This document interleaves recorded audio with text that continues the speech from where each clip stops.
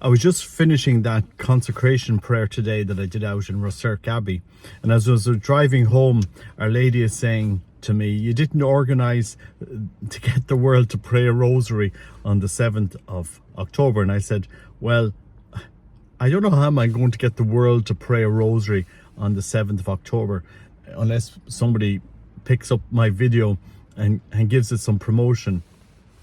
But it's really not me.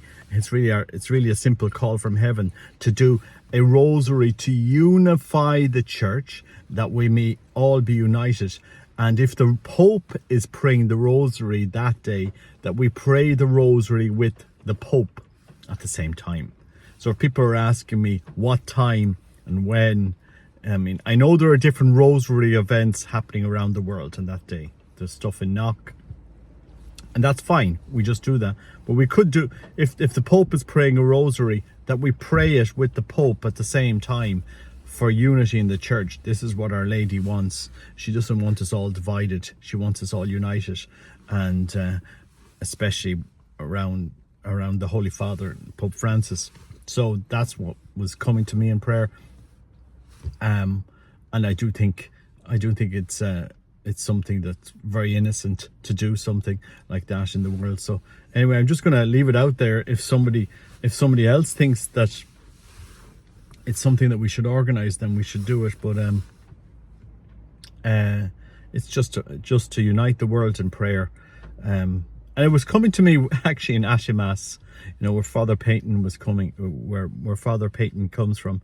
When you go up to that grotto, and it's like our Mary, St. Joseph, it's the parish of St. Joseph, you have Our Lady there. And it was there, get the world to pray a rosary on the 7th of October, Our Lady of the Rosary, Our Lady of Victories. So if we can do it, sure, let's do it. What's 15 minutes on a Saturday? What's 15 minutes for any Catholic on a Saturday to pray a rosary? Something very simple, a simple prayer. What harm is it going to do any of us to do that?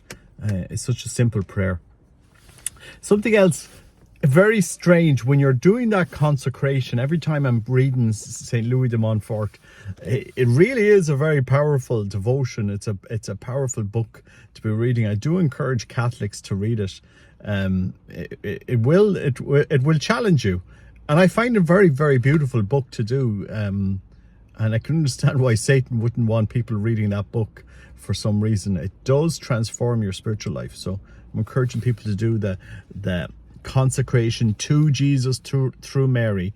Remember, Our Lady always brings you to Christ. The rosary is a meditation that will always bring us to Christ. Always. Love the new luminous mysteries, with that 20th mystery as being the Eucharist. The rosary always, so please pray. Take time to pray it. It's a meditation. It's the rosary can even be a prayer of the heart. If you pray it well, it'll really draw you into that prayer of the heart, and it can be very beautiful. So anyway, just my thought there on the 7th of October, if we can all pray the rosary, if the Holy Father happens to be praying it, if there's Angelus or something that he's doing that Saturday and he happens to be praying it, then that's when we'll pray the rosary with the Holy Father, whatever time he's doing it. And if it's not if he's not leading the rosary, well, then I would say if we can do it at 1 p.m. Irish time all around the world, that would be my second option, if the Holy Father isn't leading the rosary that day.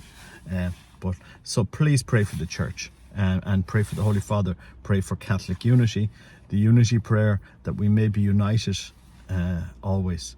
God bless you. Take care. Bye bye.